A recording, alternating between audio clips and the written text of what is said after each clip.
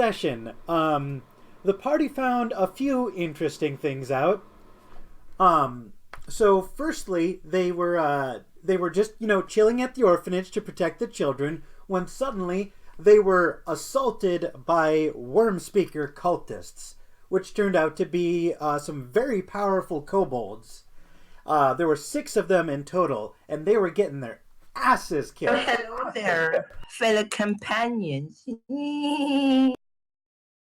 While they were getting their asses handed to them by kobolds, mind you, I believe it was Shorad who had the bright idea to fireball the entire orphanage to the ground, successfully killing all of the kobolds, but also nearly killing the children and demolishing the building.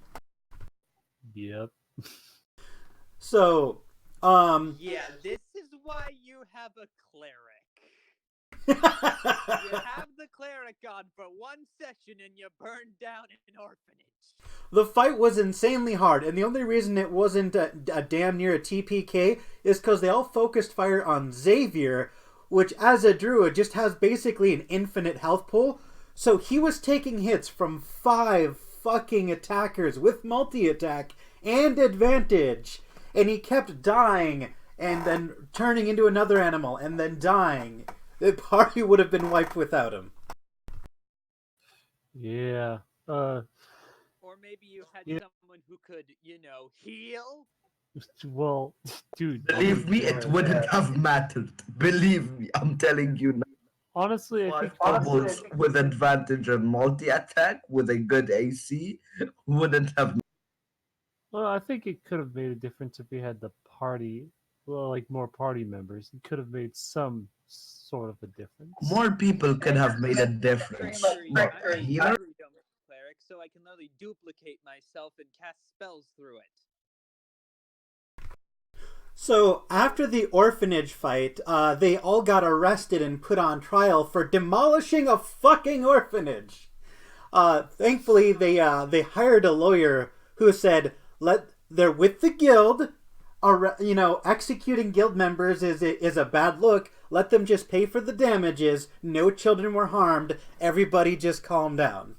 They all made their plea, they convinced the king not to execute them for endangering the lives of like 30 orphan children, by the way.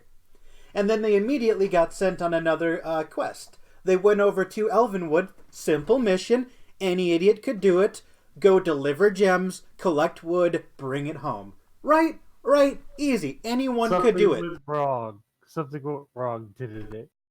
Something went mildly wrong. So the people of Elvenwood are, by the way, you're still technically at war. You're just in the middle of a ceasefire. So they didn't just bring a few random grunts to go pick up the gems and deliver the lumber. They brought their entire army of 300 centaurs, which, when they arrived, had all been slaughtered. Slaughtered before they could even pick up their spears, mind you. They had to investigate their corpses to figure out what the fuck happened. And they went deeper into the woods. They met a very charming fellow who was from the meadows. His name is Sweet Blossom. He's a charmer. You're going to love him. You know, that was the most racist character I've ever seen you do. But If it makes a difference, he has pale skin. no, it doesn't matter. It was so racist. He kept imitating an African American from the hood. It was. Have you met a white person? Some people do that. He was a total wankster. Nah, he changed his voice as well to imitate. Again, my brother does it all the time. So after they dealt with Sweet Blossom, which is to say they scared him away, they met a construct, a sentient centaur construct who looks evil as fuck, and they found out that he can divide you in half with a 10-foot square sheet of fire. And It's almost undodgeable, and it does an insane amount of damage. Luckily for them, he doesn't move from one spot, and he only attacks if you move within 30 feet of him. Like a bird got too close to that 30-foot dome and got split in half. Oh, that was a squirrel. Oh yeah, that's right. My bird actually lived. Squirrel! The bird I made go in actually lived. Thank God.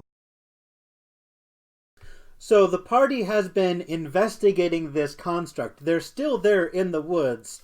Their objective is to gather as much information as possible about this construct, report back to the king, which, have you already done, Xavier? Yeah, we told him about a man who is a man who is teleporting from teacher.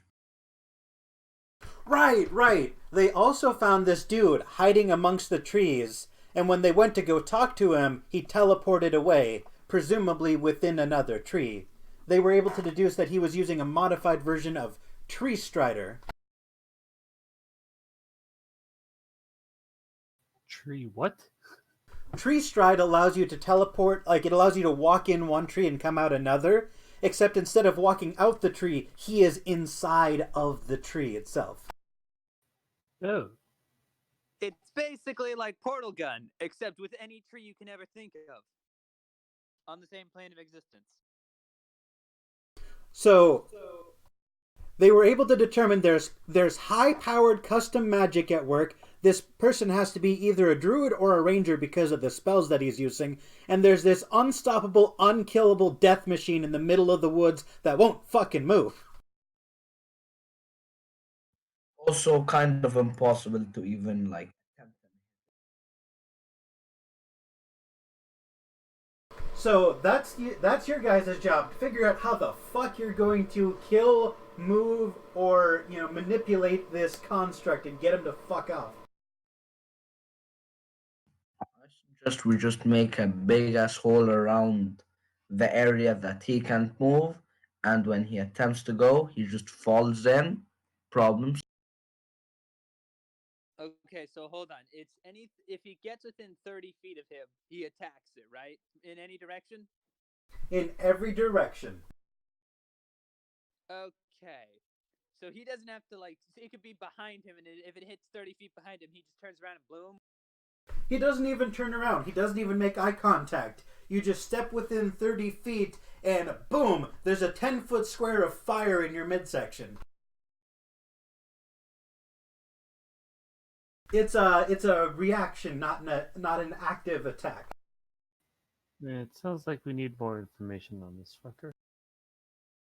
Well, I do have one idea. It's stupid, but it just might work. I don't know about that. Yeah, we can't do stupid with this. But it's a long shot. And by that I mean we need to take a really long shot. Odds Oh, are, yeah. if this thing's powerful enough to one-shot us, it's gonna have a huge health bar, and my crossbow bolts do not do enough damage, and I do not have enough to actually drain a tank. I'm not Wait, talking about didn't crossbow. Zeno? I'm talking about something big and something that goes boom. My man Zeno, didn't he have like something around him that surrounded him? The only thing surrounding him were the corpses of dead tiny forest animals. No, like I mean, if I'm pretty sure we said something if I attack him or something. Something didn't allow that. I don't think any of you had tried to attack him directly. In fact, I'm fairly positive nobody actually fired an arrow or cast a firebolt at him. I think sure I did. That's why I'm asking. I know I didn't, but I think one of them did. I don't think don't believe so. You're welcome to try and see how that goes. I mean, what could be the harm of No. pissing him off? Yeah, you're right. What could go wrong?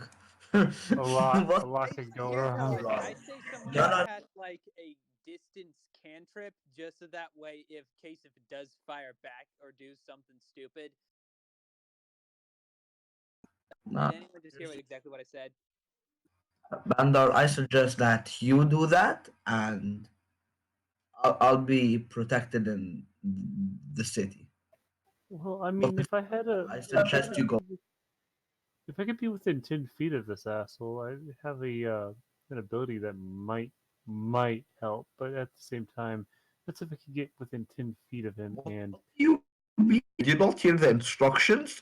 30. yeah, I heard. Which is why I'm saying if I could, I'm not getting in within 30 feet of this asshole. And Xavier, Zeno, didn't you say we can talk to the goddamn mages, the king's mage or Right, whatever? right. You are absolutely right. At the very end of the session, you all went up to the wizard's tower, and I think that's where we ended it. I don't think you ever actually met Astashan. Oh, sweet. You never met them. That means I can poke around a mage's office and see what I can snag.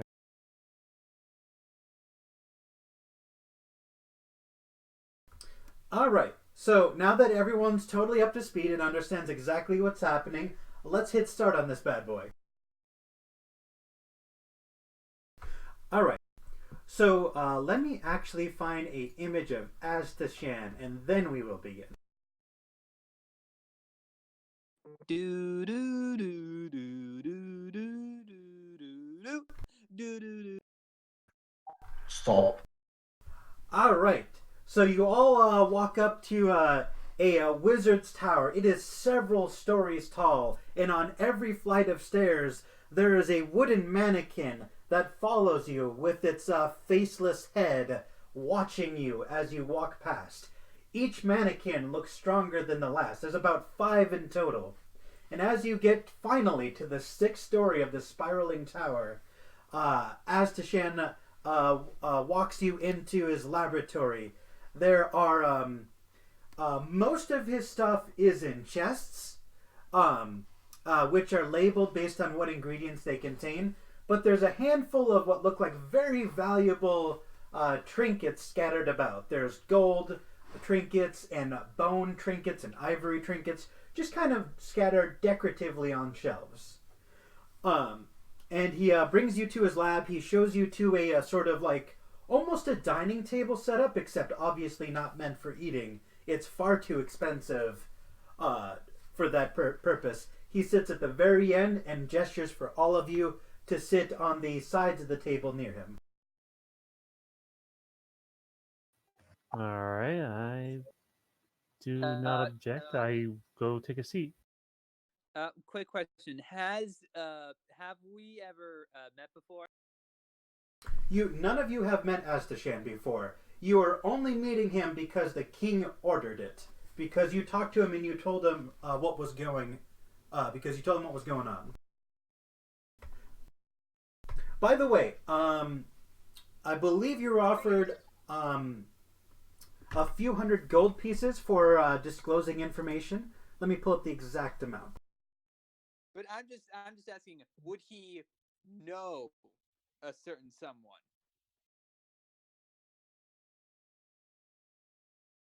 No? Okay then. So he sits down, no problemo. Remind me to look up how much gold I have to give you for disclosing to the king everything that you found out, if you have not done so already. Xavier, did I give you gold last session? Like, I'm not sure because I'm pretty sure I made this gold last session on the other stuff, like the brawls and stuff. I think he owed us 10 platinum. Fuck you all, I'm broke as fuck. Yes, you're right. He offered 10 platinum coins, roughly 100 gold pieces for any information. So, Xavier, let me just have you add 10 platinum to your inventory. And then we will begin. So, as Tashan, he sets his staff next to it. He leans it up against a shelf full of what looks to be decorative and valuable trinkets. One of them appears to be a globe of the world that lights up when the staff hits it and starts to automatically spin. It's very pretty. But he clasps his hands together and goes, "So, I understand we've got some sort of threat we need to deal with. Some sort of centaur construct. I've never personally heard of such a thing, but I think we should be able to devise a plan to take it down." You can't even get within 30 feet of it and you expect us to knock it down with the hammer?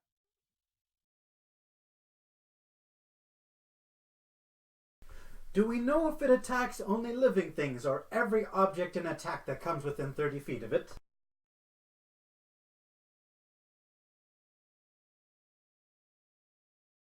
Well, aside from the corpses of dead animals around it, and from what my colleagues have explained, I don't see any like constructs that have been littered around it. So I'll tell you this now from what the information that I've that it attacks if it senses danger or it senses a creature with going forward at it with the intent of harm. I controlled the bird, told it to go near it just to see what would happen, and it lived. But a squirrel which was running towards it directly died. Did it seem to be intelligent at all? Did it speak at all? Just stood there without doing a thing. Well, if it's not intelligent, that means it's operating on a set of commands. So therefore, if it's not intelligent, it can easily be fooled. Perhaps we could dig a tunnel under it. Perhaps we could fool it with an illusion. Or perhaps we could round up the army and just pelt it with ranged attacks until it falls over. That's what I said. Or at Well, least I think I said it. I was kind of drunk when I was there. Not gonna lie. the creature is truly so relaxed. I don't think tunnel feet dies. This. I'm sorry, Xavier, you're cutting out. Could I have you type that? Yeah. so I don't see the reason why he is doing stealth with his character. Adora isn't even in the session. I don't know what he's doing. I know. And besides, with that stealth, everyone sees him.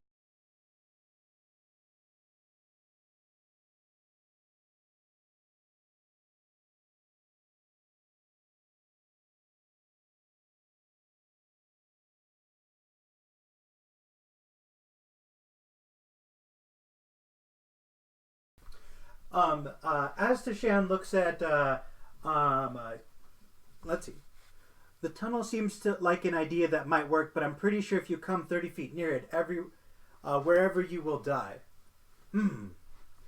Does it? Well, we don't know if it needs to be able to see you to actually attack you. We should definitely test this before actually doing it. If he can attack what he cannot see. Xavier, you can transform into animals, right? Why don't you transform yourself into a mole and dig a tunnel underneath?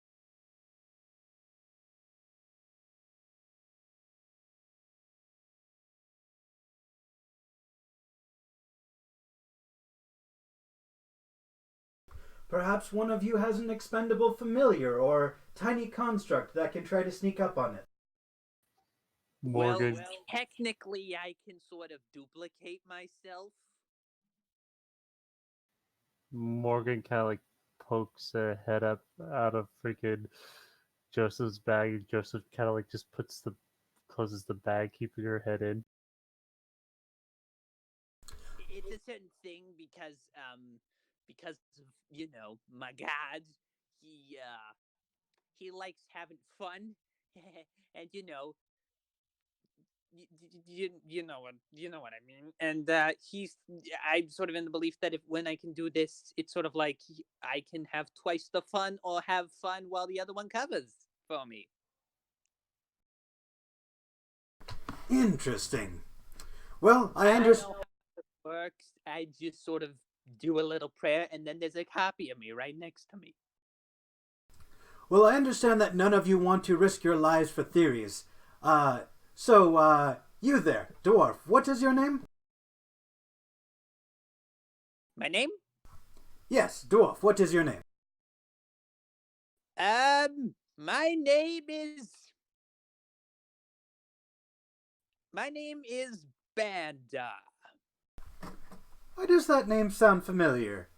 It's a very common dwarf name, actually. It's like the Bob of humans. Were you in the wine riots last year? Oh God. I could have sworn I heard a story of a bunch of drunken naked dwarves who broke into my keep and stole some valuable items. You wouldn't happen to know anything about that, would you, Bandar? I have honestly no idea what you're talking about. I raised my tower an extra 3 stories after that, you know. But I'm sure you had nothing to do with it. I have no idea, honestly. During the wine raids, I was probably just passed out in the field. Insight check. Right. Passed out in a field, nowhere near the wine raids. Of course. Now, Well, no, Wow, fuck you, Avray. you there, Orc, what is your name? You said you can control an animal and tell it to go from underneath. Perhaps you could control a mole.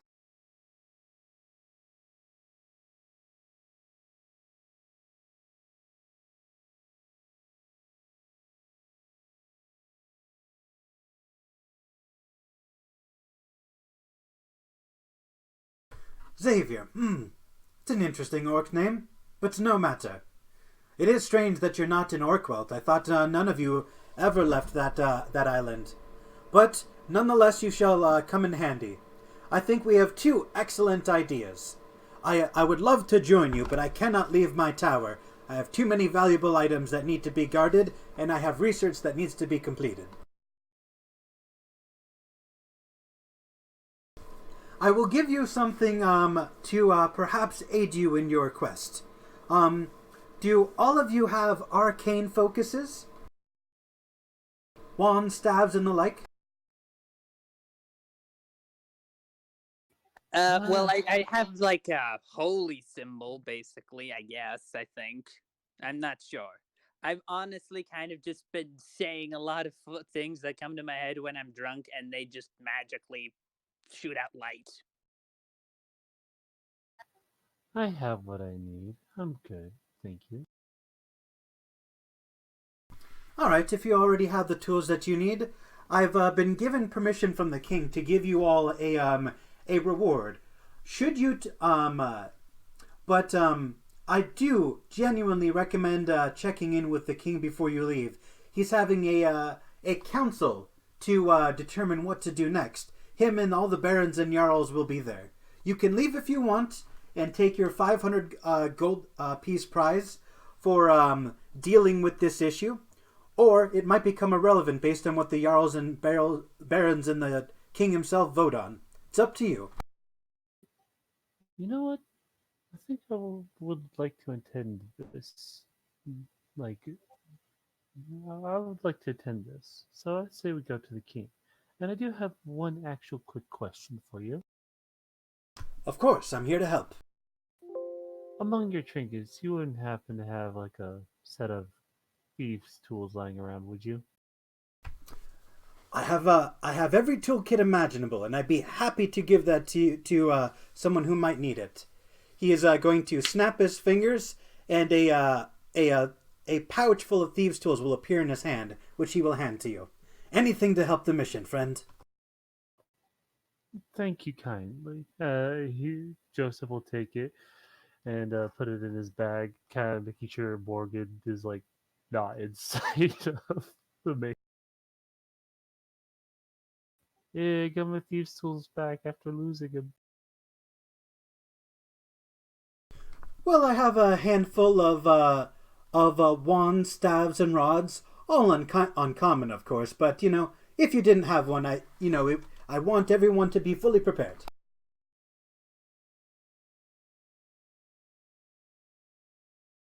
Perhaps some a crystal of a stone of hematite. It's actually mined from the drow, and it's magnetic, and it's magnetic, and it allows you to use it as an arcane focus.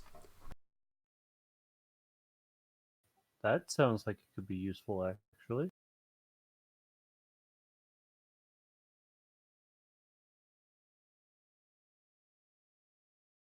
It's yours if you want it. It's a magnetic crystal. It's about the size of the palm of your hand.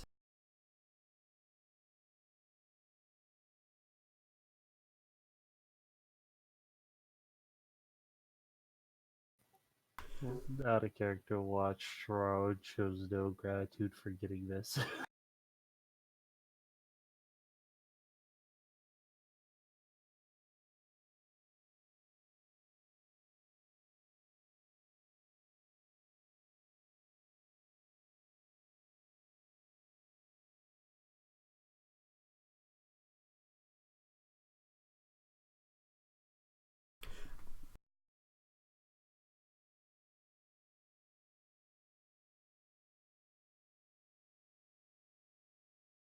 All right.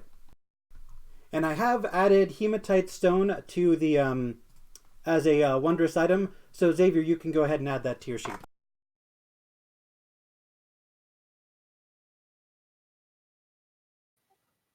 Actually, too, real quick, as Joseph starts ruffling through his bag, you wouldn't happen to be interested, have any interest in, like, I guess, symbols of any kind of made out of gemstones, would you? This is the only one I have on hand, unfortunately. I mean, would you be interested in obtaining one for, say, gold? I'm always in the mood for trinkets. What do you have in store? I show him the ruby axe. Uh, roll roll 4d100 plus 100.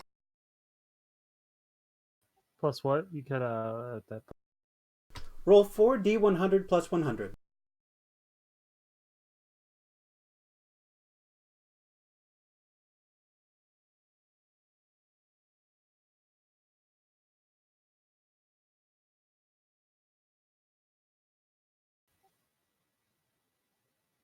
Nice. 3.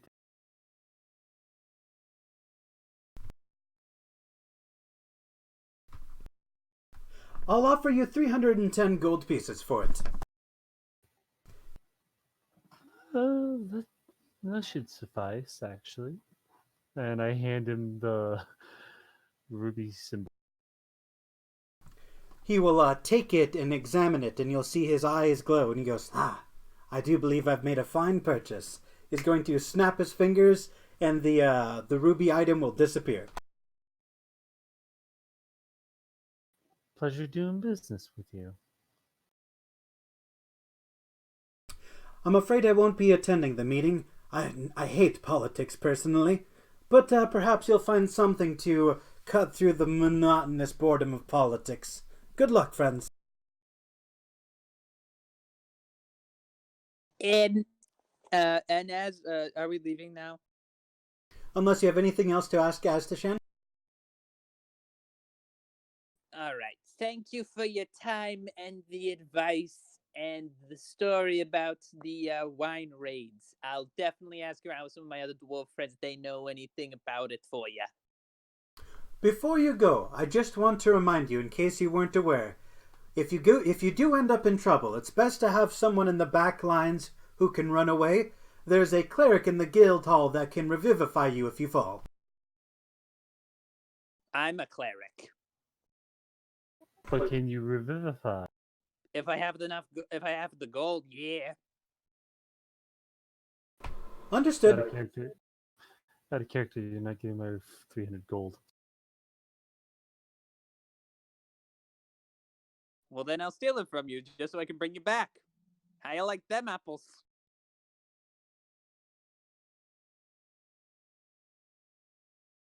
And so as Bandar is heading out, he just looks at his friend over here and goes like, Listen, about the meeting with the king thing, yeah, I can't do that. You see, one of the, uh, head honchos up there kind of hates my guts.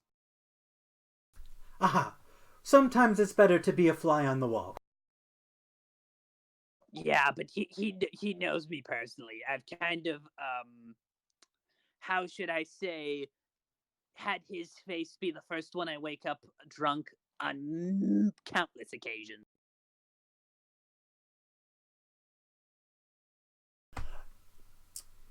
Well, then yes. Perhaps you could find something useful to do while your friends are out. You know, I have to say, Half-Orc, you look like the type who's gotten in trouble more than once. Perhaps it would be best to leave this for Joseph, and the rest could simply wait outside. But it's up to you. I won't tell you what to do.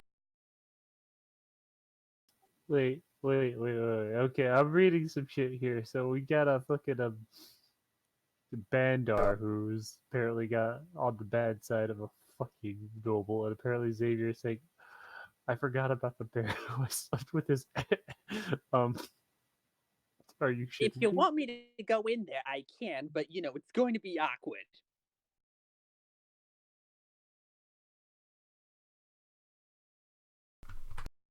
It's entirely up to you. I have no say over what you adventurers do. I can only give advice. Oh, wait, I have a better idea. I could just disguise myself. I have that as a spell. Doesn't that only last for so long, though? Do you really think the meeting lasts 3 hours? You never know. Okay, I'm able to cast it 4 times a day, and so far I haven't cast it 0 times, so that means I have 4 hours. If you don't know if it's gonna last three, it's definitely not going to last four. Well, I'm no politician, but depending on like some events that may happen, it could take a while because conflicted interests, kind of like how occasionally adventurers get conflicted interests and they tend to argue butt heads or sometimes just force their way through an obstacle despite the rest of the party's desires. So Yeah, politics might be trust worse. me, I know the politics game. I'm not sure you do. I do, believe me, I do.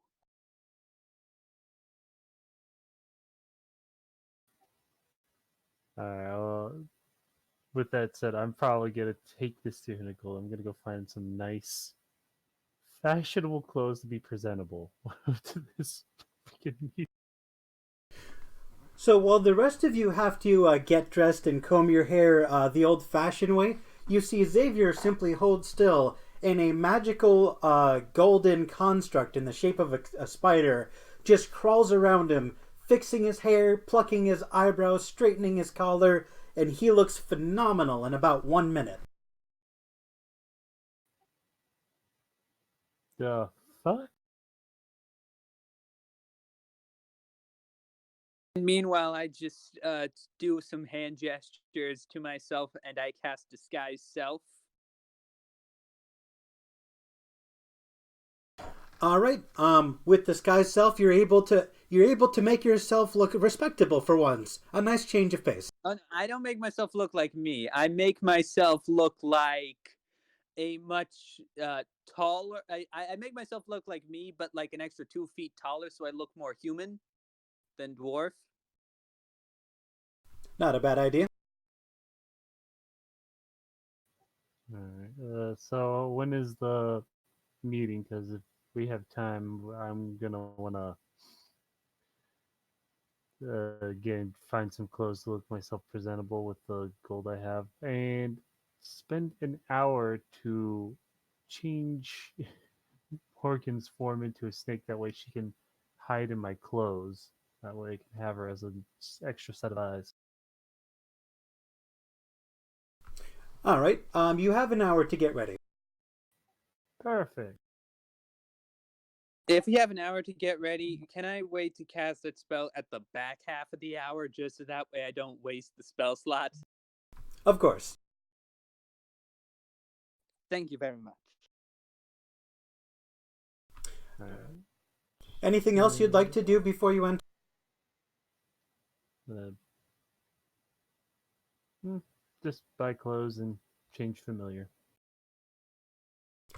All right. No 80s montage music No. where you just try on different outfits with the 80s pop track going on in the background. And Richard Gere speaking in the back of you like, you're not sucking up enough. No. All right. So as you walk in the Guild Hall, you've seen King Rex before, but there are four other barons and jarls, which I'll post in character art.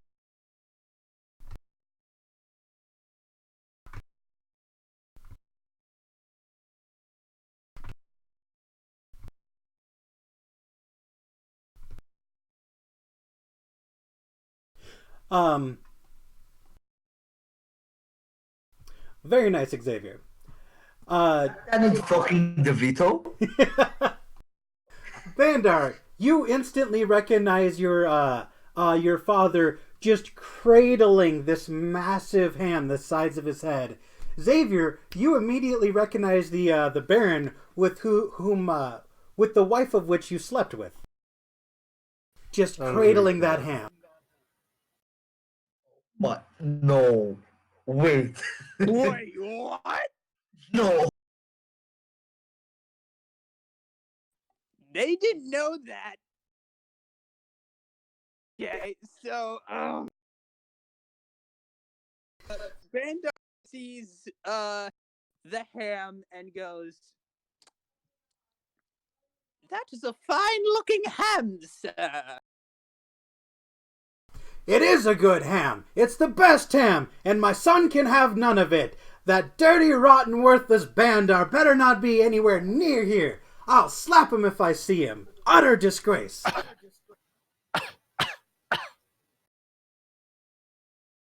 I don't know who you're talking about. I've never met him before. I'm sorry. Forgive me. I'm just a little angry. Someone slept with my beautiful wife, and I haven't gotten over it. Say what now? My beautiful wife. Some rapscallion, some half-orc idiot, was in bed with my wife. Oh, if Bandar ever found out, I'm sure he'd be pissed. Can I roll an insight check on Xavier? Can I just glance over and insight check? You absolutely can. Xavier is just laughing to himself. Do I have to roll anything? You can roll Nah, deception. Nah, it's not worth it. If you had rolled above a 10, he would have. All right. Xavier looks slightly suspicious, but that could be anything. He could just be nervous because of the crowd.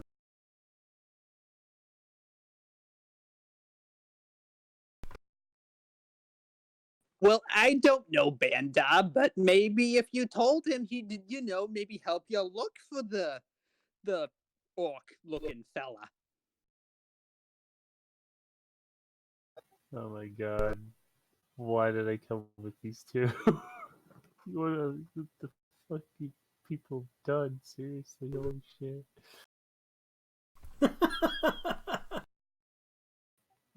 Joseph's just gonna kind of like look around and scope the place out, get a sense of like the different nobles. And I'm trying to find like a freaking picture for how Joker might look. Well, Joseph might look in a fashionable clothes, but they only seem to give him his Joker outfit, which is like variety, motherfuckers. Those original characters' arts.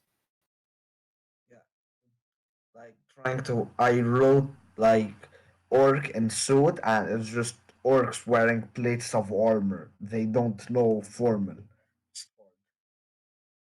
Yeah, well, I'm just going to say, just picture like an old, like one of those like old timey, really puffy, fancy, like with the neck brace around it and everything suit.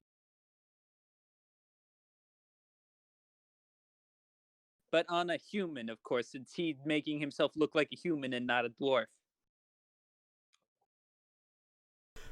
All right. So as you guys walk into this hall, you see Baron Gornet the Strong, and he, while everyone else is in like regal, official, high tier clothing, he is in plate armor with a shield, sharpening his sword and giving like just the meanest of glares to everyone around him. He looks phenomenally out of place. You see Bobbert in his finest furs, with his absolutely regal mullet, twiddling his mustache, making jokes at Gornet the Strong's appearance. Jacqueline Norvin is just quietly sitting with her arms and hands crossed, with her nose directly in the air, like she's too good for all of you peasants. And Daniel Iron Fist of Vito is just screaming, spitting angry, with chunks of spittle and ham flying at Bobbert as the two trade jokes. What do you do as you arrive? I obviously try very hard to not to keep my talks with Daniel of Vito out to a minimum to lessen suspicion that I'm actually his son in disguise. You said you're going to sit where? Just going to stay as far away from Bandar's dad as possible. He's just going to stay as far away from his dad as possible. I think I'm gonna scout out if there's like any nobles actually like in depth conversation. I'm gonna like go near them, not like present myself to them, but like stand in a spot where I can hear them within earshot, and look very less conspicuous, like I'm doing something. Like if there's a table for punch, I'm giving myself punch. If there's a group of nobles talking, I'll pretend to chat up with them. If there's a bench or something, I'll sit there and just look like I'm relaxing. So, at the very head of the table is King Rex. Directly to his left is Jacqueline Norvin, and the two are having a very cordial, very mundane conversation. Directly behind Jacqueline, there is a punch bowl, some fresh fruit, and then a vegetable platter. Perfect. I'll go there so I can pretend like I'm filling up a plate, like it's a freaking buffet, and listening to what they're saying. Uh, uh, King Rex and Jacqueline are talking, and Jacqueline, she laughs at a completely unfunny joke that Rex told, and she goes, I tell you, these peasants, I mean, if they have no bread, then let them eat cake. Such fools.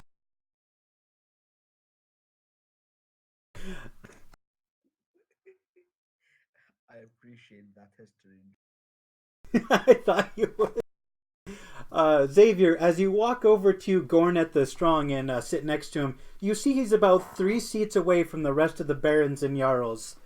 And as you sit next to him, he just glances at you with the most evil side eye and grunts when you sit down. Just, ugh.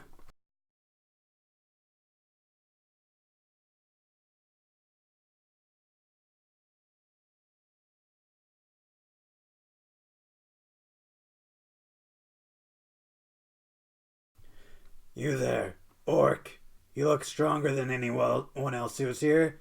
Tell me. He takes a big bite out of a massive turkey like the size of his head.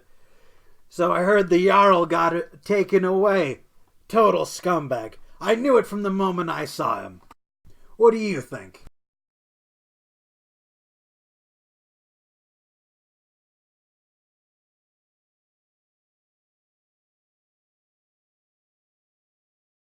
And then Band, while you're sitting in the corner of the room trying to just avoid eye contact. I'd like you to make an acrobatics check as a whole host of servants and waiters and waitresses start rushing past you. They're all delivering like food and refreshments. Resist the urge to get drunk, Bandar. Bandar, as you turn around, you like move, make an acrobatics check, and then you move out of the way.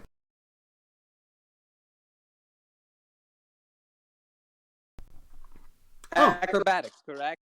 Yes, sir. Oh dear lord. You're trying to evade all of these passing servants, and as you turn around to avoid one of them, you fucking elbow a female servant in the jaw with the force of 1,000 suns, knocking her to the ground and forcing her to just throw her tray of wines and ales into the air.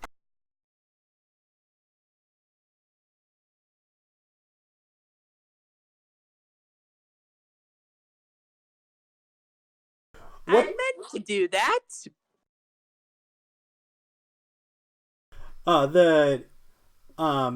She's horrible. She insulted me outside the hallway, and I just wanted a little payback. That's all. Gornet is going to stand up. He's going to look at Xavier and be like, "I'm glad you agree, and I wish I had time to talk, but it seems there's a man out here assaulting women!" And he's going to take a battle axe, which the width of this battle axe is about as high as you are tall in dwarf form, and he's just going to drag it against the ground as he walks towards you, Bandar. Does Joseph know this? Okay, this situation has not de-escalated at all. Bandar, he's going to grab you by the collar, pull you into his face, and you realize at this point he is 7 feet tall. Actually, since he cast a disguise self, as he reaches for where he thinks my collar is. So there's nothing actually there? No, it's an illusion spell, so there's nothing actually there. So it's just his hand goes through where my collar is. As his hand goes through your collar, he looks confused and angry. Xavier puts his hand on the man's shoulder, or at least tries to put his hand on this Goliath man's shoulder.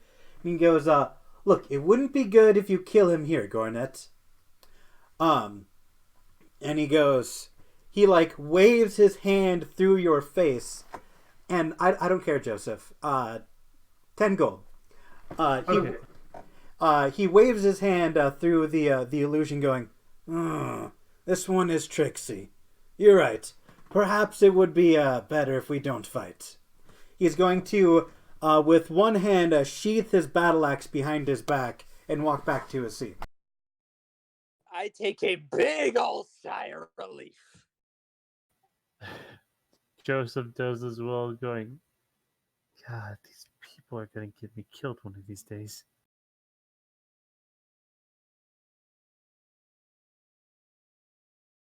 So I added a couple inches in my height. What's wrong with that?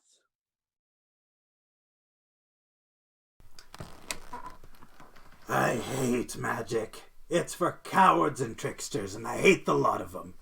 Blah. And Xavier, as you turn to ask Gornet the Strong about his stories, he will turn to you and he says, "Let me tell you of my most epic tale. It was me against 100, and then I killed them all. And now I'm barren. The end."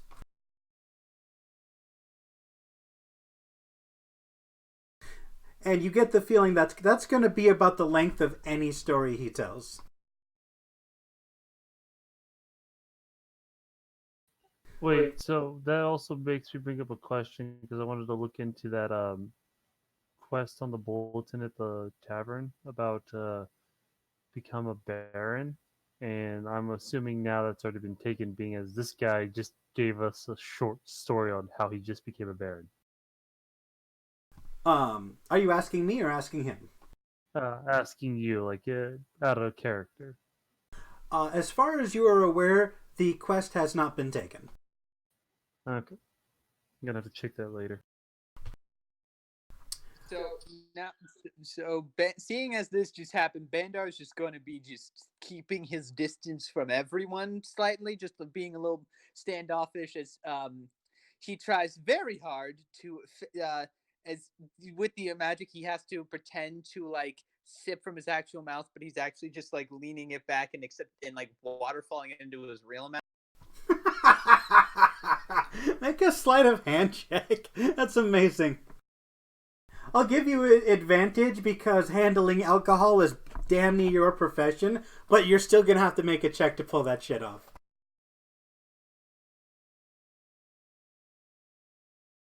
13? Roll with advantage.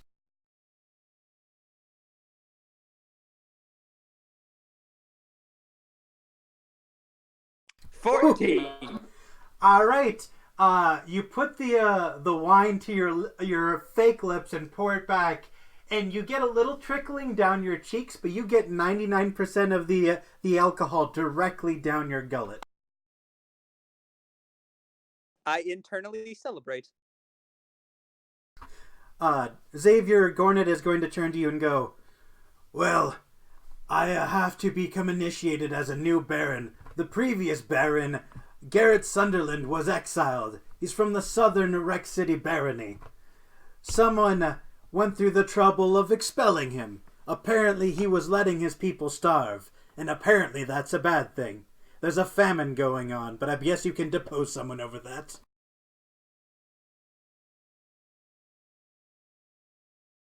"There's still a barony waiting to be conquered, and if nobody takes it, I'm going to conquer that land." I'm gonna have to beat him to.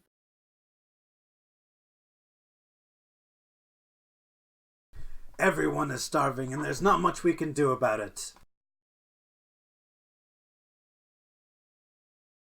"Do any of you cowards think you can take that patch of land before I can? I'd like to see you try." Is he saying this loud for everyone in the fucking meeting? He's saying it way louder than he needs to, like damn near issuing a challenge right here, right now. Joseph is just gonna kind of smirk and not speak up, but just think challenge accepted. If you think you can be a baron, you can certainly try. It's a hostile wasteland that you'd be conquering, which is right where I'm at home. The king is going to interrupt all of you and steer the conversation back to something more plot relevant by clapping his hands. He goes, everyone, may I have your attention, please? If we could suspend the talks about baronies and terrible children, we must get down to business." Now, as you all know, I have sent some adventurers out to deal with what I assume to be a minor problem in Elvenwood. However, it turns out that the elven forces have been slaughtered, and in their wake is a large and powerful construct capable of wiping out an entire army. And I want to hear the counsel of my barons and jarls as to what you think we should do. You're going to hear Gornet the Strong raise his axe into the air and say, "Well, if the elves are gone, their entire army has been wiped out, then this is the perfect time to invade. We can conquer their land and resources for our own."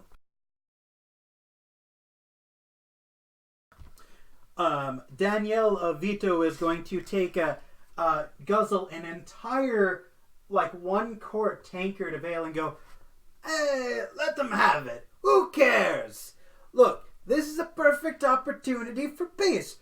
Why go to war when we could be home drinking wine, you know?" Oh my god. You will see Jacqueline chime in and go, "The drunken idiot has a point. If we aid the elves in their time of need, they'd be more likely to sign a peace treaty, and then we could end this wretched war forever." And Bobbert will chime in finally and go, "Well, there's money to be made if we attack. They have so many resources and so much food. We'd be fools not to capitalize on it. You know, I don't usually agree with Gornet this strong, but I think he's right. Plunder them dry, and leave the ashes for the elves. There's a brief pause while the king looks at you. Adventurers, I brought you here for your counsel. What do you think?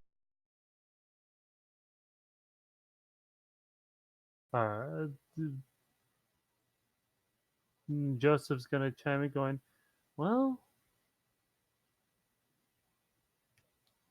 they both the sides are correct in some regard, but honestly, Gorna, you spoke like a true conqueror, looking to fight first and fuck all later. But if I am to voice my own opinion, why not just side with making a treaty, a truce, for make some trade, get resources that way, and possibly maybe figure out a solution together with this construct that seems to be against both humans and elves." A conqueror does not accept treaties, he accepts surrender! And he turns to you, Xavier, as you speak. You say that you are not a Barian, so you don't have any say in the matter, but you point out that you have a bigger issue at hand, that being the construct that could doom you all. So you're basically agreeing with Joseph's point. You can see Daniel of Vito and Jacqueline both, giving you their full attention, whereas Gornet and Bobbert kind of ignore you and turn their attention back to the king and try to convince him to invade.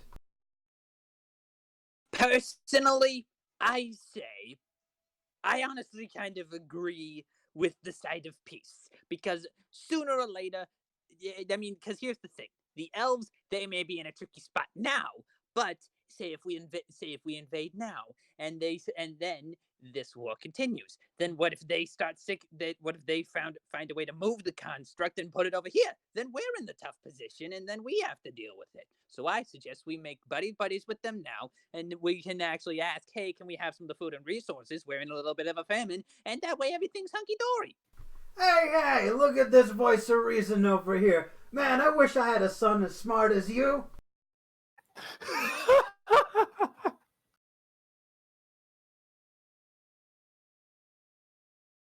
You know what? You're all right, kid. Why don't you swing by my place? We'll have a few drinks, we'll have a few laughs, it'll be fun. I'll bring the ham. Ah, now you're talking my language. God, you're the son I never had. There's so much irony in this. Joseph, I was waiting for Xavier to post up his thing, but being as he's still typing, but Joseph's gonna go point to Bandar and be like, to further his point, say we do invade and we battle the elves. Who's to say your constant fighting isn't going to destroy what valuable resources you need? The resources are secondary to the conquest. If we have the available land, we have available to land to grow and raise cattle on. Your point is irrelevant. Burn the resources. We'll grow them later.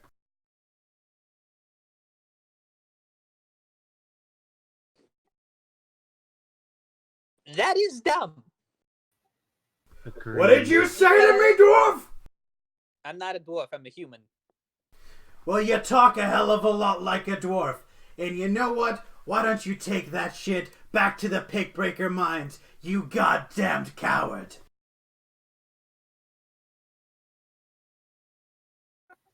And maybe you should leave your axe at home. It seems to change your way of thinking. Enough, Gornet. I've had enough of your constant aggression. If you do not sit down and sit quietly for 5 minutes, I swear to God I will strip you of your title. And I will strip you of your head. You want to go? I will fight you for the throne right here, right now. He's going to stand up, pull out his sword and his battle axe and throw down a challenge to the king. $10 on the king. Do you all sit by the sidelines or do you pick a side? I am going to sit on the sidelines but I'm going to side with the king and I'm going to cast Hex on this motherfucker.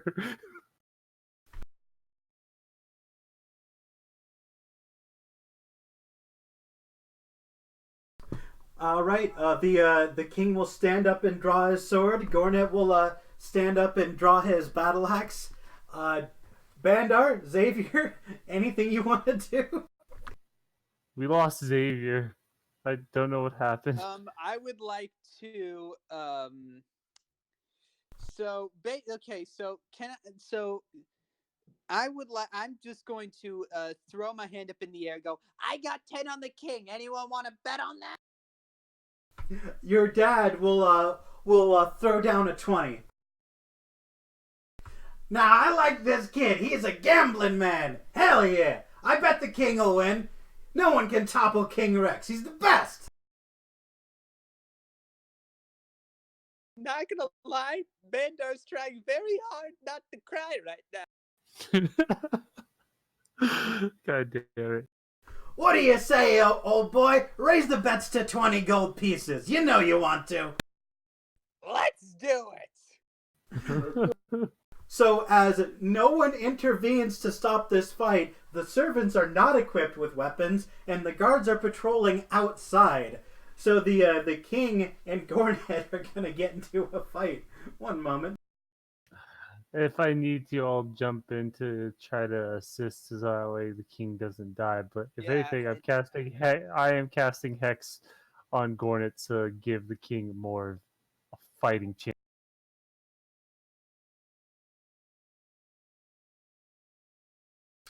The king goes first, and he's only 30 feet away from Gornet at this table. So he is going to draw his sword, charge forward, and you're going to see his sword transform into a magical greatsword, which he will raise over his head and slam down on Gornet. Alright, and because Hex only can deal damage when I attack him, but I do have the ability to give him disadvantage on one thing. I'm giving him disadvantage on strength ability checks, because this fucker seems to value his strength over everything else. So, fuck. Hello. Me is mad. What do you mean use map? What's going on? We're glad you're back. I wasn't here for a while, if you haven't noticed, Pernet. Yeah. Alright, so that's what happened. Basically, the king and Gornet are going to be fighting. Freaking Bandar and his dad are putting bets on who will win. They're voting on the king. And Joseph just cast Hex to aid the king. And he's on standby just in case he needs to intervene in the fight. So I believe you add 1d6 to the next attack, 1d6 necrotic. And so with the king rolling a 25, which does meet that 18 armor class, and doing 16 damage, you watch as the king raise his magic sword over his head and split Gornet's skull in half all the way down to the shoulders with a single strike. Oh shit, he didn't even need the Hex. My god. Oh, Hex drops now that he hit 0.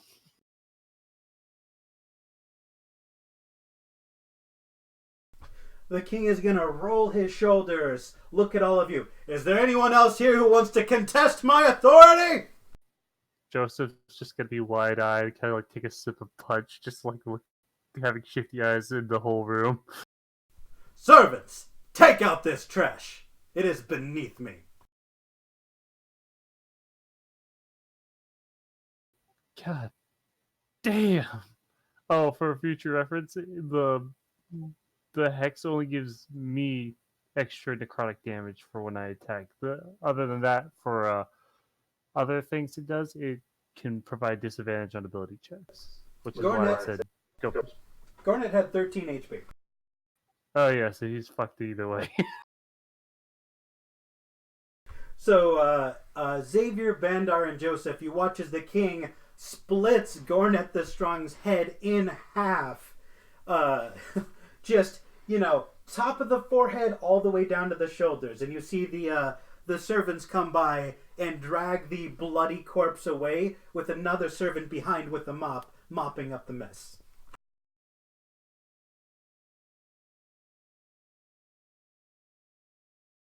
Honestly, not gonna lie, that was both the most climactic thing I've ever seen and the most anticlimactic. I mean, it was the first good shot, but then afterward, it just felt sad. I mean, with all that hype and build up, I was expecting like a clashing of swords, but then it just whoop, dead. I Kind of I honestly wish this spell slot thinking the king might need my help. Fuck, man. All hail the king. All hail the king indeed. You see him slowly, his greatsword transforms back into a longsword, and he puts it back in his sheath. And you assume that is probably, based on that hit, that it has to be at least a +2, if not a +3 magic greatsword, disguised as a common longsword. That is some sword.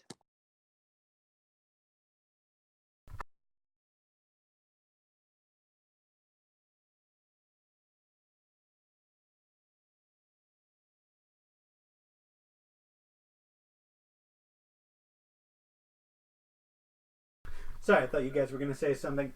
All right. I was about to say something, then you piped in. So, All right, what do you have to say, Joseph? well, there's a new seat open for barony. Anybody up for that? The king is going to slouch back in his chair. Well, I guess there's 2 positions for Baron open now.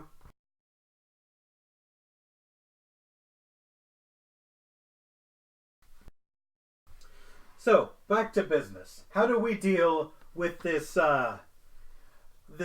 sudden lack of centaurs and the sudden addition of a magical construct?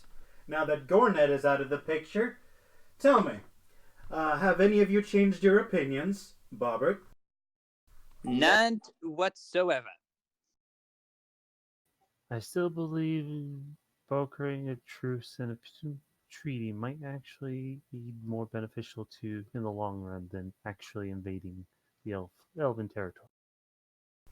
Bobbert is just going to shrink back in his seat and, I rescind my declaration of war. I see it's not profitable to be aggressive.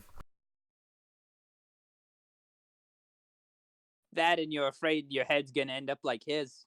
Do you want your head to end up like his? I feel like you don't.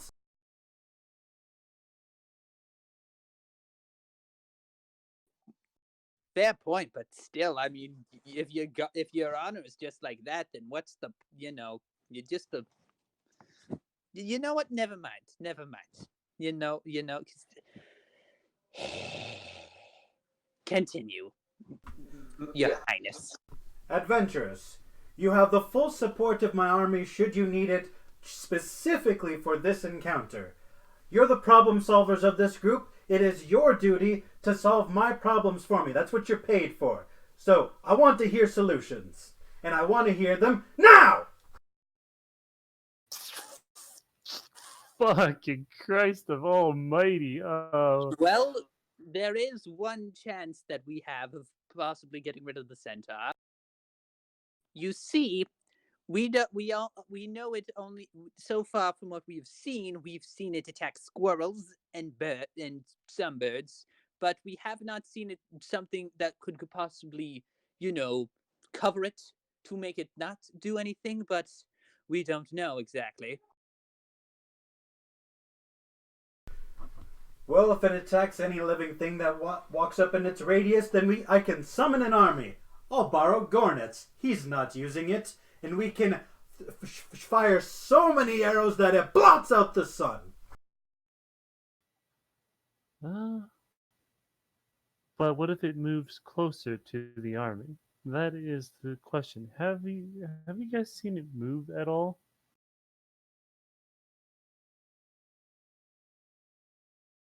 I'm asking Bandar and Xavier. Not whatsoever.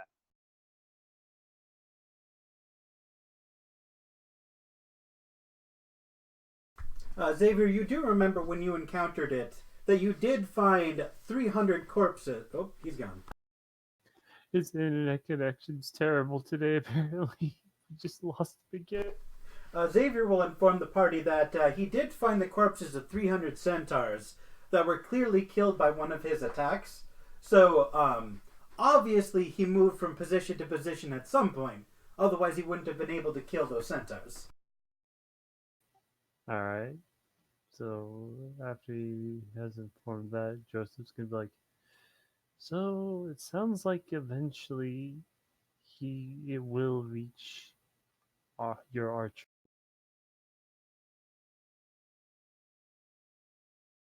Then there's no time to waste. Tell me what you need. I will make it happen. Well, we can assume that if you can hit the archers, that range attacks aren't exactly going to do anything against it. So here's my plan. We hit it with something that can't take damage. What on earth are you talking about?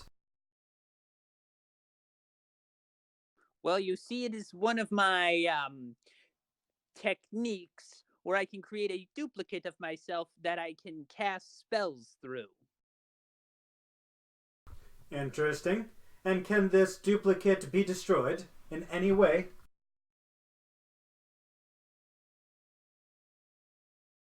Let me double check that. LOC. It's always best to have all your ducks in a row before you go charging into battle. A lesson Gornet should have learned.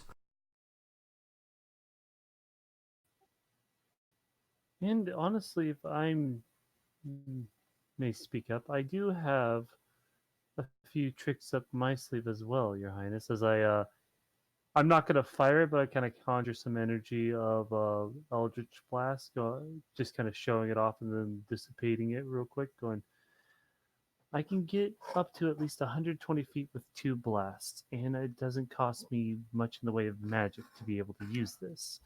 So I can keep very, very well distance, and alone I can stay hidden. I can be elusive to this thing. It won't be effective in killing it quickly, but in the long run, it could be as I could be a decoy if need be.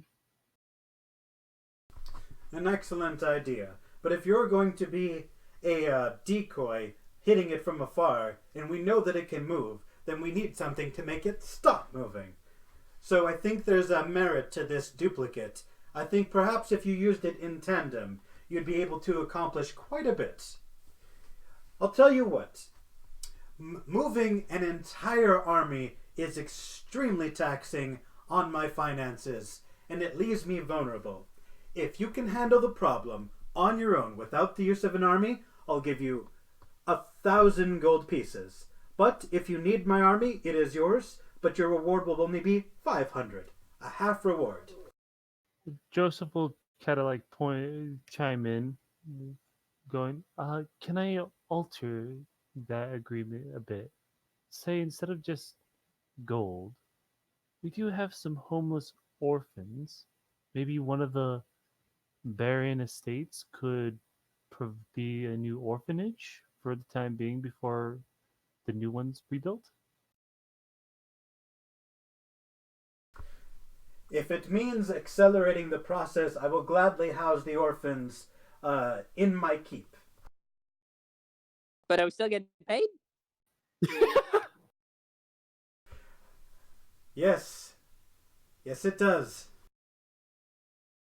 Excellent. Just a little incentive for me. Oh, you know what? I'm feeling generous today. If you can defeat this problem before the end of the day, without an army, I won't give you gold. I'll give you Gornet's old barony.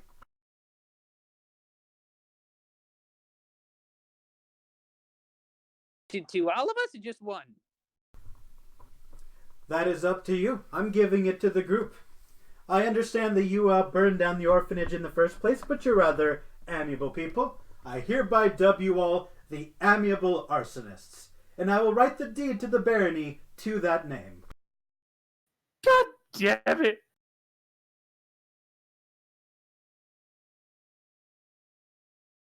So, amiable arsonists, do you want to raid this thing with an army at your back?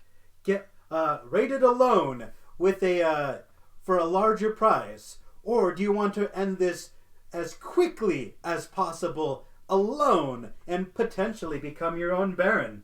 The choice is yours, friends.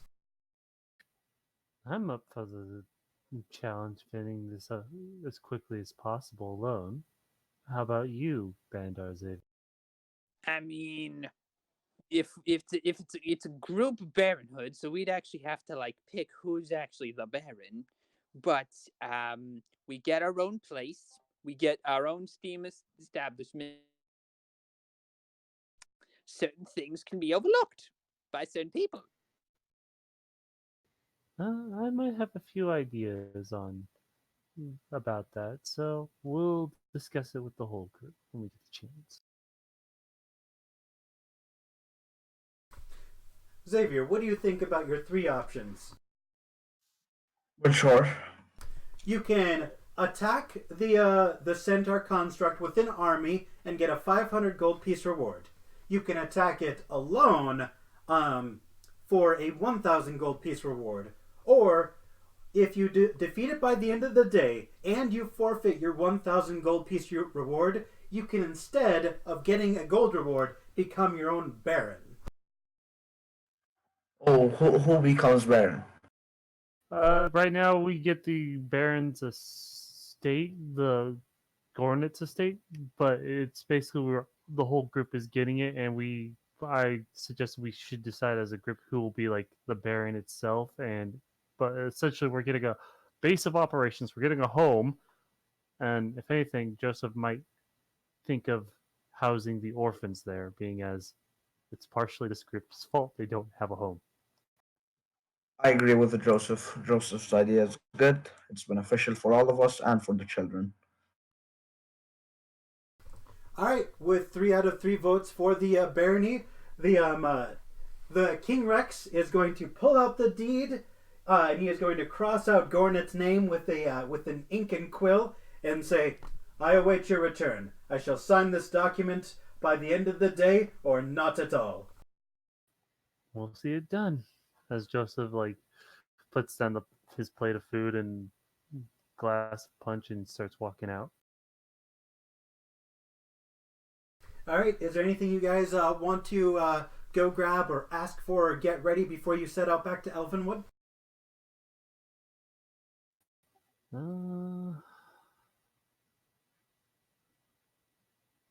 Probably.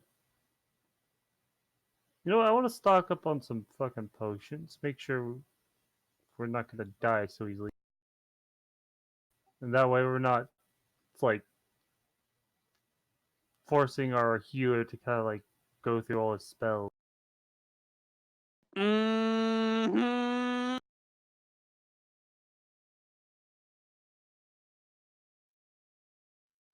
Xavier wants to attempt and buy some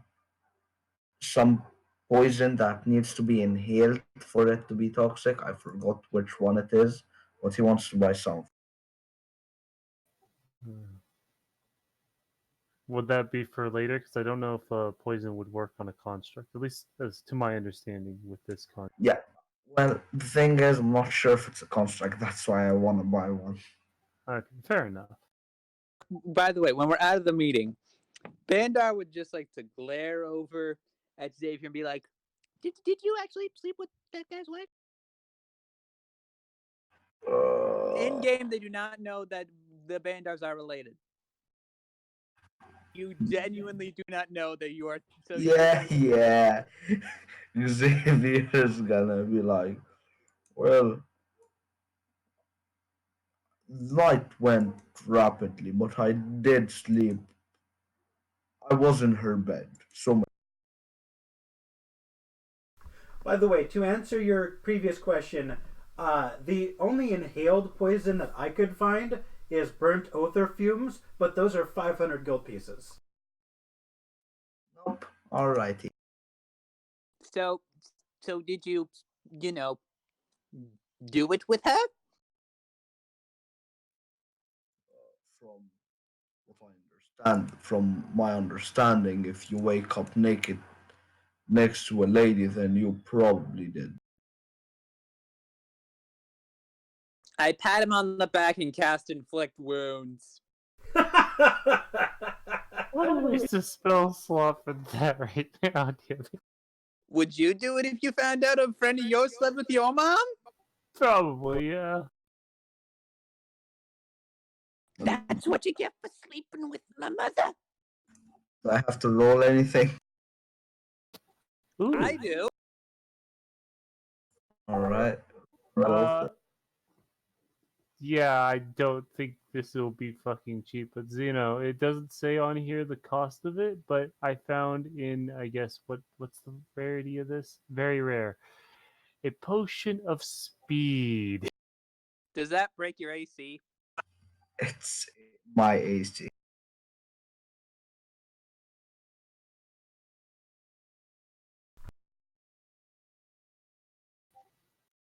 You take 16 points of necrotic damage. Xavier's just gonna put on his wyvern claws and just with one of the fingers, he's not gonna attack, but he's gonna, since it's really sharp, he's gonna start sliding it on his the guy's forehead. Understandable why you did it, but if you ever do that again, I will take out your brain. Don't sleep with my mother again.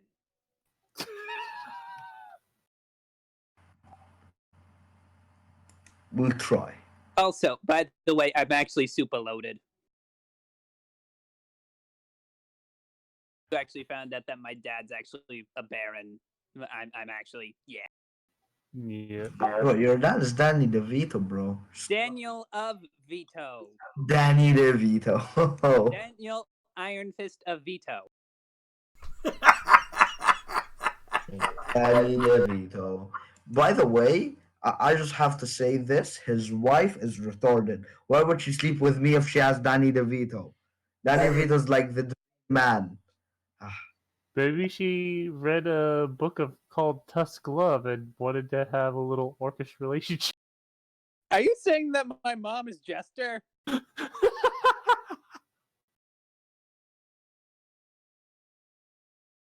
Nothing, Oscar. Don't worry about it. all right. So, what is our plans?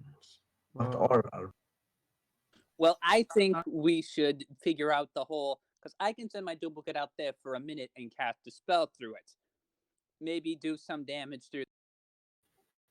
I want to know if a potion of speed exists because I'm looking at it and I'm like, this attached to B will give me 2 actions, which means 4 shots of Eldritch Blast, which will up our game and give me some movement speed and some AC, which is also beneficial. um, that is a very rare potion. It is not available for sale. Damn. Okay. Yeah, I was hoping somebody might have had it, but and if it did, they did. It probably would have been very expensive. All right. So I'll just go for the healing potions, which at least give me a price. All right. Yes, you can all go to Mercantile for any common equipment that has a fixed price, and he also stocks uncommon and common potions. So if you're getting, so you can get a potion of healing is, or a potion of greater healing, all at standard price. All right. Let's see. I'm gonna get a few potions of healing. I have 300 gold. I'll get 3 potions. That'll be 150 gold. Sounds good.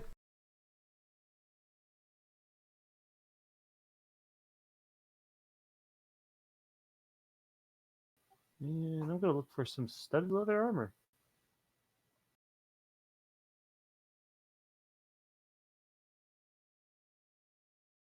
By the way, Zeno, what did the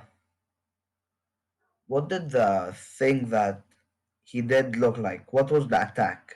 Like, what did it look like? Fire? Uh, I'm sorry, which attack? I have no idea what you're referring to.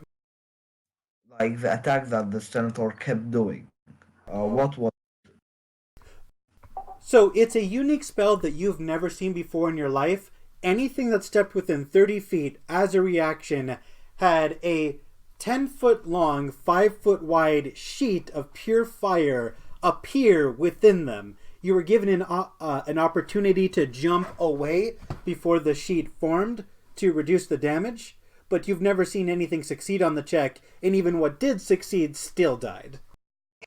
Yeah, that's what was my question. It's fire, all right.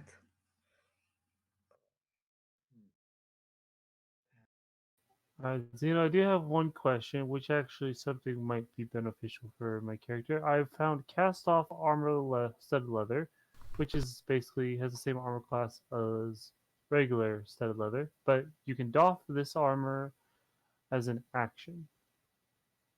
But it doesn't give me a cost, so I want to know how you would value it. It's a common. It's common? Alright, well, let me look at the base cost for the armor, and I'll base it off of that. One moment. Alright. What does doff mean?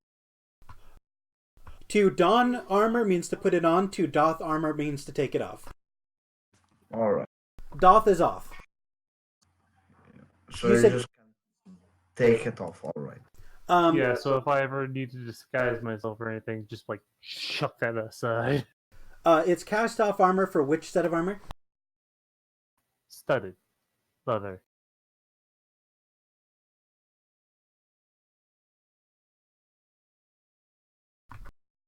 Well, studded leather armor is 45 gold pieces. Since it's got this additional ability, that's going to double the cost to 90 gold pieces. Alright, I'll take that. Quick question: how much gold were we supposed to get for the first job for the orphanage? We didn't get it. We lost it because it went to the fine we owed to pay at the court. Ah,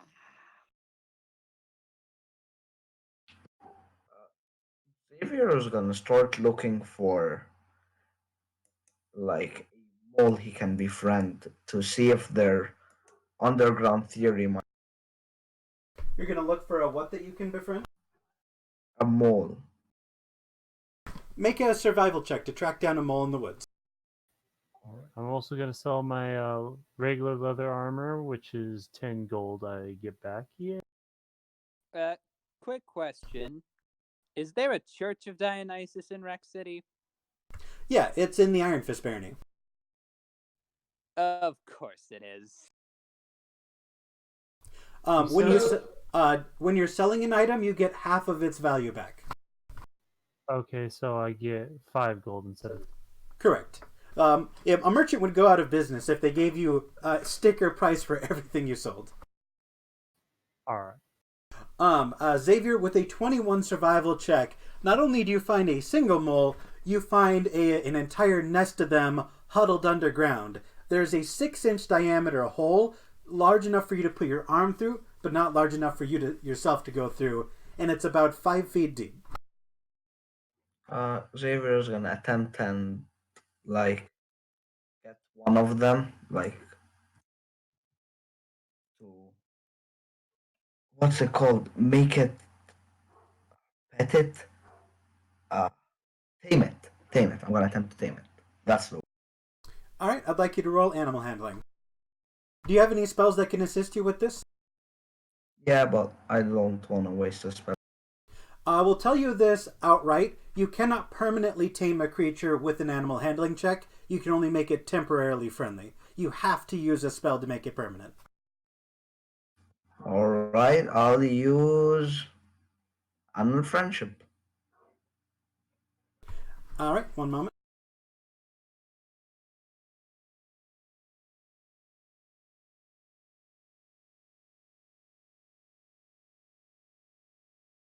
Let's see, it needs to make a wisdom save.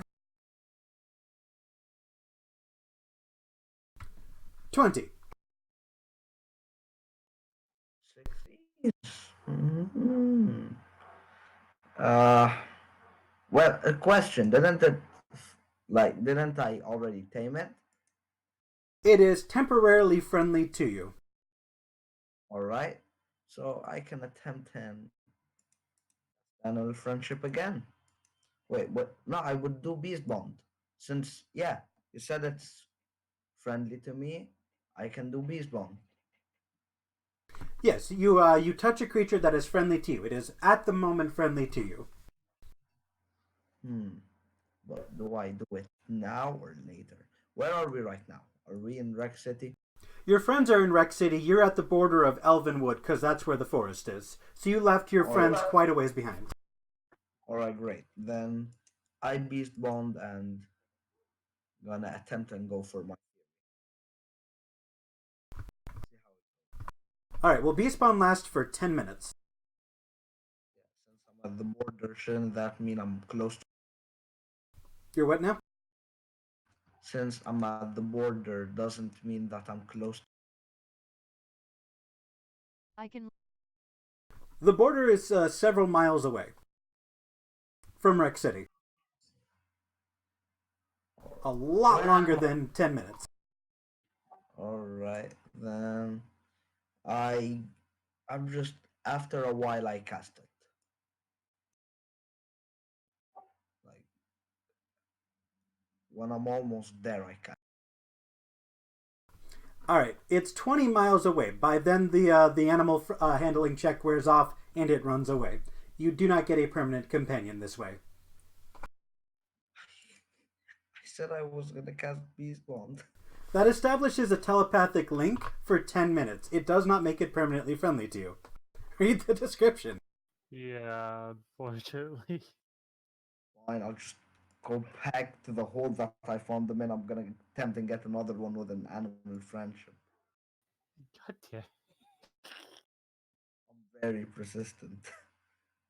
Yeah, animal friendship lasts for 24 hours. That's what you're trying to do. Go ahead and cast it. I guess I get a short rest while he's doing all this shit because I want to get that spell slot of mine back. I'm assuming all of you are taking a long rest. Xavier is doing all these spells after his long rest. Oh wait, we're doing a long rest. Yeah, because Xavier had to go 20 miles away to go do this. So this is like a 4 hours there, 4 hours back. You guys have a long rest while he's out here doing this shit. Yeah, if he takes too long, I'm just gonna look at Xavier because so far the Xavier, yes, the plan kind of more or less relies on Xavier and Joseph for their Joseph for his range and Xavier for his doppelganger or the duplicate.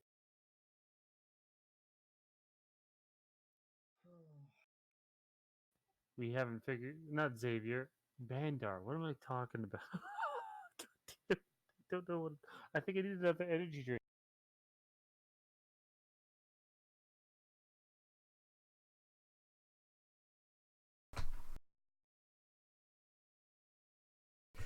All right. Uh, I take it with me and start going there again. Wait, I'm already close. Yeah, I go.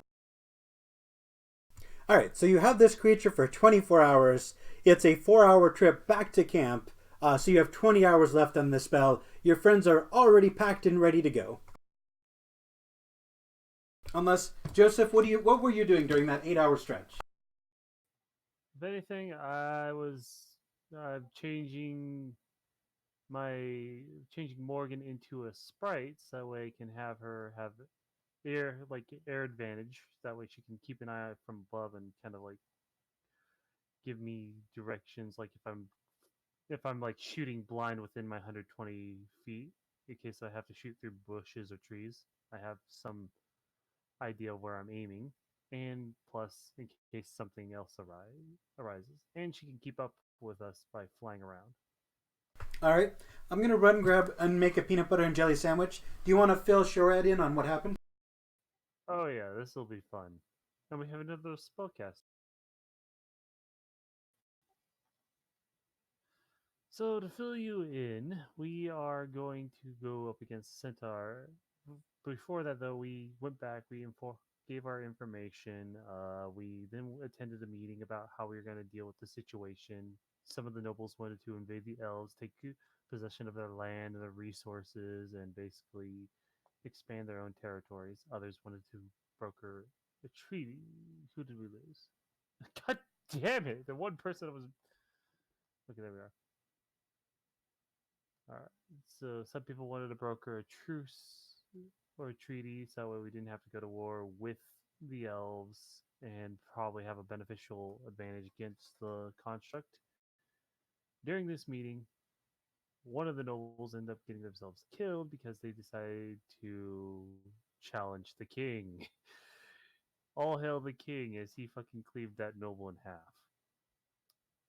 Then we were given three options as a reward after we brought up our ideas. We could A, have the army back us up and rain arrows from the sky to kill this centaur, or we could take as much time as needed and get 1,000 gold to be able to take out the centaur, or kill it within 24 hours and get get the title of Baron, where we get the Baron who just got offed his whole estate, which Joseph thought maybe together we could have that as a base of operations, figure out who would be the head, like the face of the estate, the Baron, if you will, and house the fucking orphans. Everyone who was present, which was three of us, chose the third option.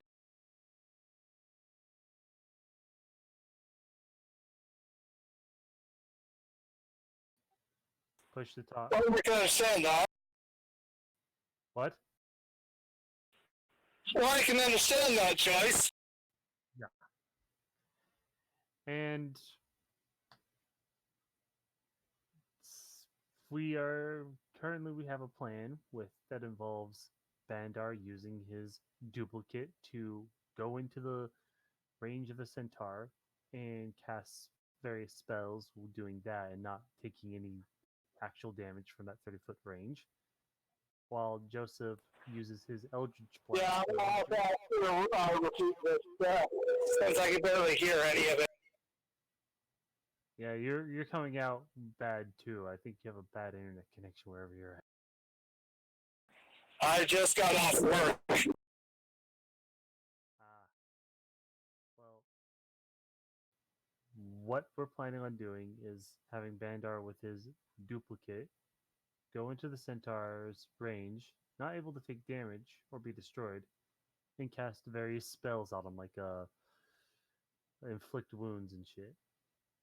While Joseph, with 120-foot range with his Eldritch Blast, can shoot from afar.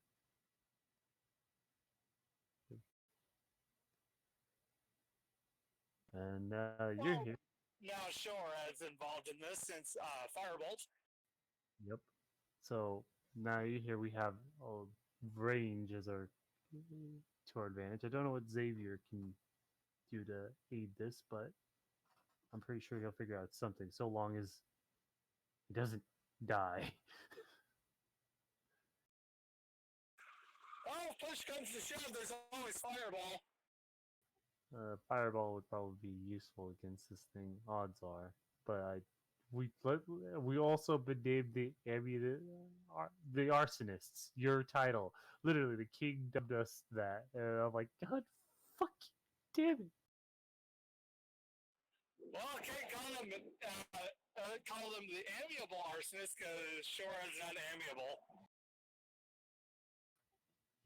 He did. Yeah, and your character is yet to meet him.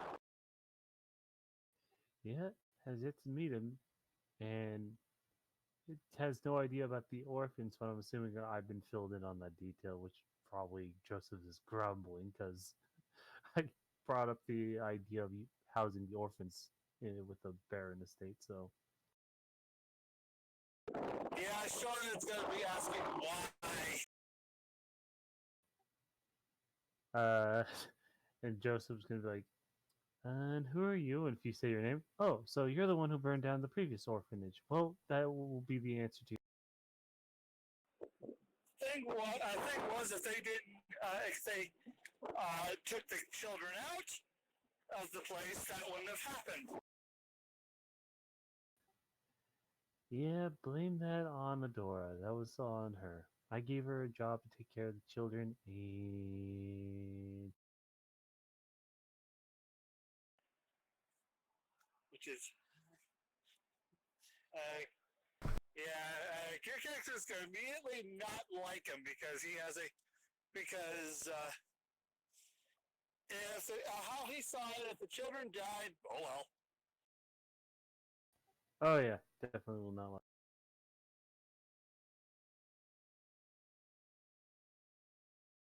By the way, has anyone even hit the centaur? Do we even know like the fucking AC of the? Nope. No, none of us have. Joy. Well, look at it this way: we didn't want to end up getting into a fight we weren't ready for. Fair enough, but just joy. I mean, hell, sure. I go, say, hey, how about we fight it? Sure, I'd be going, oh, sure, go ahead. I'll be heading the other direction, and when you're done, I will go and scrape your carcass up and use whatever's left for my own personal use, for whatever I want. You are a jackass. Okay, let's see. Oh, I have Hex again, so if anything, if it does get within my 90 feet range, I can always cast Hex and be like, fuck you! Deal extra damage and give a disadvantage on an ability check. Which, does anyone know, like, what's this thing's best ability? Nope. Fuck. Most of we did was that we just essentially figured out the area which not to go in. Okay, what weapon is he wielding? You should at least know. You did see him wielding a battle axe, a very large and clearly magical one. Perfect. So Hex could give him disadvantage on strength checks.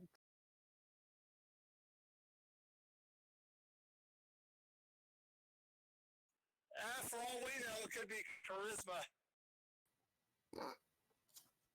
Those charisma axes always coming in handy. Yeah, take a look at Gorant. He was a warlock. There's a difference. You don't. Do you know that this monster is not also a warlock? I feel like you don't. Fair point. Very fair point.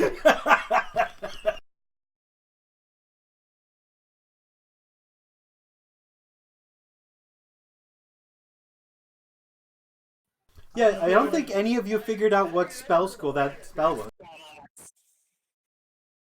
He just said very large, so if this very large axe is dex based, I want to know who was on the right. What? No, I want to know what mage was on the right drums to make this axe. It secretly weighs 5 ounces. Jesus. That would be fun. But no, it looks like it had, when you saw it, it looked like it had genuine heft. Charisma heft. Yeah, Yo. it doesn't look like Grunkle Steel.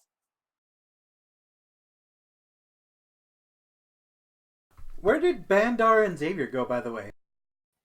No idea. They muted and deafened themselves for some. Well, Bandar said be right back, so I don't know. While they're gone, I'll be right back too. I actually gonna go grab myself a snack. Some pepperoni. All right, I'm actually going to pause the recording here and take a break as well. At me when everybody is ready. Gotcha.